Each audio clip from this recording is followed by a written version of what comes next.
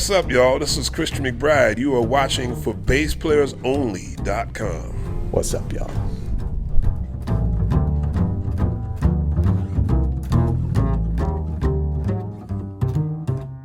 Hi, everyone. John Liebman here. You're watching for BassPlayersOnly.com.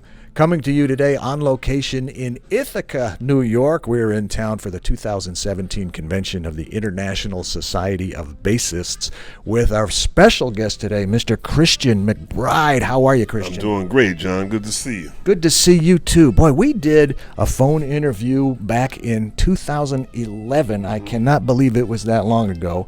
And it's a great story. We got the whole story of your proud Philadelphia heritage. I know that means a lot to you, and it should. And we talked about James Brown, and we talked about Juilliard and Homer Mensch. Right. And that's probably the only time James Brown and Homer Mensch were ever mentioned in the same sentence together. But that interview is up there. If you go to forbassplayersonly.com and in the little search thing, put in Christian McBride, that interview will come up, as well as several other news stories we did about you. You got the Bruce Lundvall Award not too long ago, so congratulations on that. But 2011 was a while ago already. So why don't you bring us up to date and tell us, give us a few highlights or some of the things that are keeping you busy these days. I'm juggling a lot of things these days. I'm trying to keep these proverbial eggs from hitting the ground. Since 2011, I've been appointed the artistic director of the Newport Jazz Festival, which has been quite a task. This is a beautiful opportunity to be sort of at the helm. Is that a 1 year at a time thing? Is there a so that's. I have what would be called, I have the gig until I get fired, and I also became the artistic director of New Jersey Performing Arts Center for jazz programming at New Jersey Performing Arts Center in Newark, New Jersey.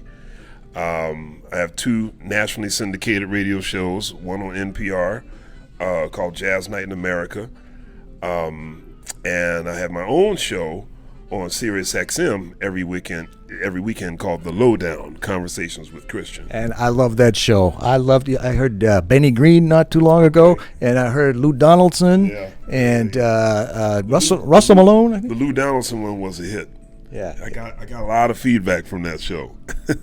I can see why. It was very entertaining, as they all are. Well, thank you very much. The Jazz Night in America is a show that I simply narrate, but the Sirius XM show is one that I write and produce myself, and I don't have that many episodes of that show available because I only do that show in New York. At the Sirius XM studios, and I do it when I'm in town, and that's not too often. So usually when I'm in town for a stretch, I try to jam in as many shows as I can. So I have the next season, which is about to start, I believe, any weekend now. It could be this weekend or the weekend after, but I have some shows coming up with Vijay Iyer and Ethan Iverson and Harold Mayburn and Ravi Coltrane. So I'm looking forward to the next season. That's great. The good thing about those is they're timeless. They will always be relevant. They will always be entertaining. And Ravi Coltrane I saw at Ronnie Scott's Jazz Club in London.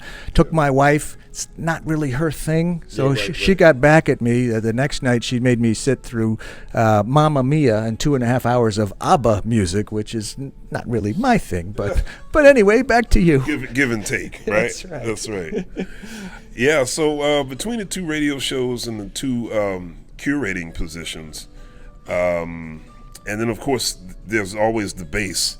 Everything revolves around the bass. So still doing, I'm not doing quite as much studio work as I used to, mainly because every studio I used to work in is now closed. Everybody's recording at home. Everybody has their home rig, and the last 5 out of the last 8 recordings I did were just going to a friend's living room and putting some bass tracks down. Sign of the times. Sign of the times, But I have two bands that I've been working with mostly for this year. I have a new quartet, which is called the New John, a tip of the cap to my Philly roots. John, that's a Philly word. What's the word? John, Jawn. That's a noun. You can look it up on UrbanDictionary.com. And that's a quartet. And then this trio that I'm working with this evening, which is called Tip City. When I named the trio, I didn't realize that there actually really is a place called Tip City. It's in Ohio. But Tip City was a phrase that I heard a lot of older musicians from the swing era, musicians like Harry Sweets Edison would say that if something was really, really swinging hard. And instead of saying swinging, they would say tipping. So instead of saying tipping, they would say that was Tip City. Gotcha. Who are the other two in the trio? Emmett Cohen, a young pianist from Montclair, New Jersey, my place of residence for the last 12 years.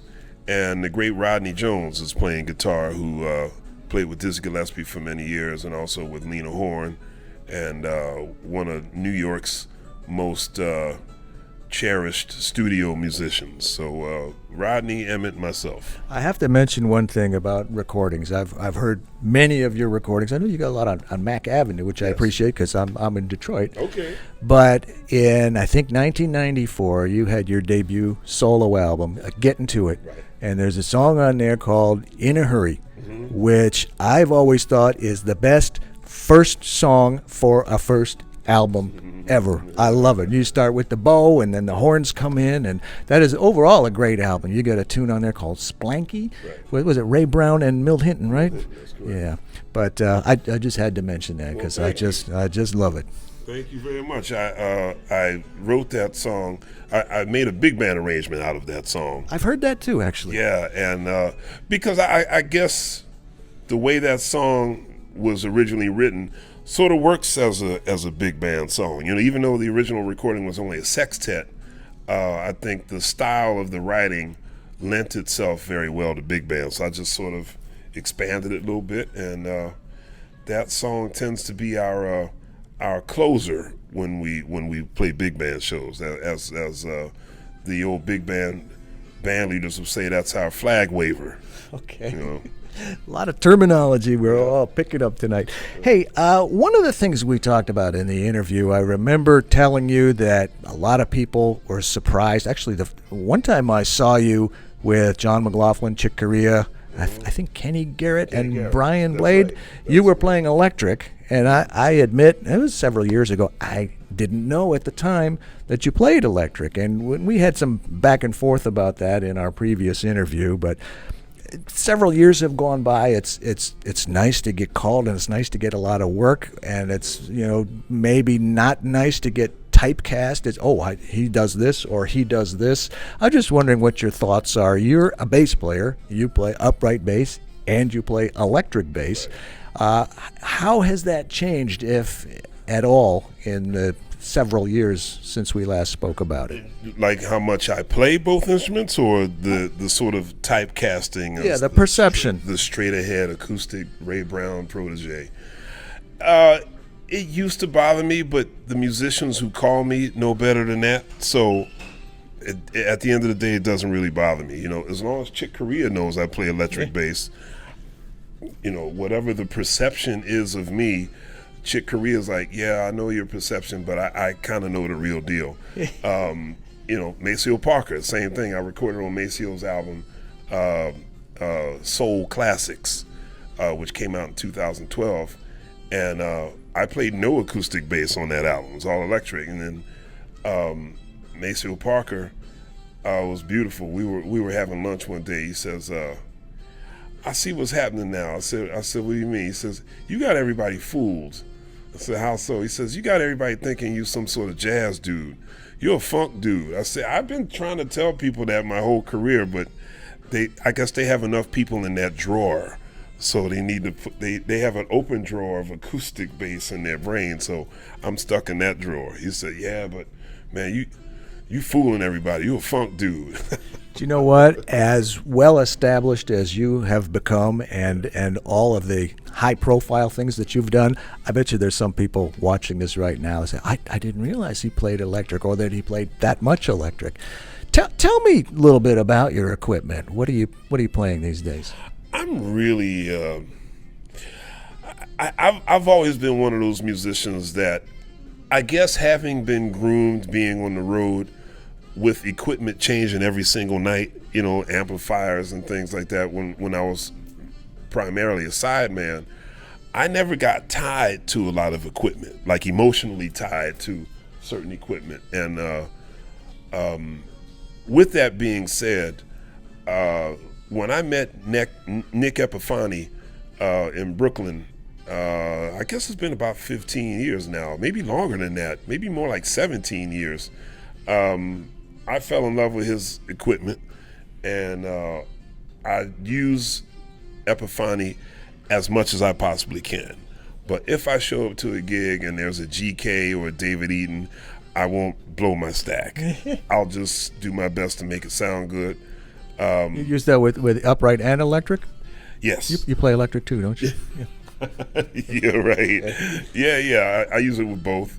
I've used D'Addario strings now for exactly 20 years. This is my 20-year anniversary. Electric and upright? Yes. Okay. Yep. I use the hybrids, the helicores on my acoustic bass. Mm-hmm.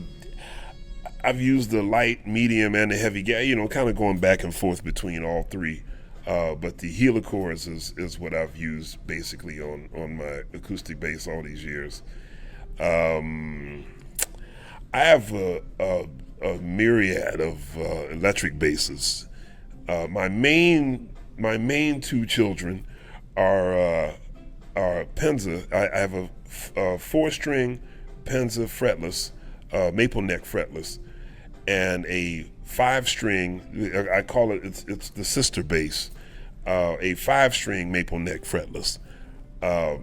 That's an Atelier Z, which was made in Japan. But the person who actually made both instruments is the same guy, even though they were for two different companies, and that's Mas Hino. Oh yeah, I know him. Mas? Yeah. So Mas made both of those basses for me, and those are generally my two main. Actually, I have a 4-string Penza maple neck fretless, a 5-string maple neck fretless Atelier Z, and he also made a 5-string fretted. I was wondering if you maple neck. Yeah. Right. I mean, you are after all a funk dude. You got to have the frets. Right? And then I have a few Fenders as well. Yeah. So that's what I played on the Maceo Parker record, and Larry Graham autographed it for me. Oh, cool. That was a huge thrill, man. Oh, I've had the privilege of interviewing him once or twice. It's very special. David Gage speaks very highly of you also. Does he work on your stuff, or do you use the realist pick any of his stuff? What is your connection with David? David Gage has been like family. I met him when I first moved to New York. I was 17 when I first met David, and he's pretty much the only person who's ever worked on my instruments.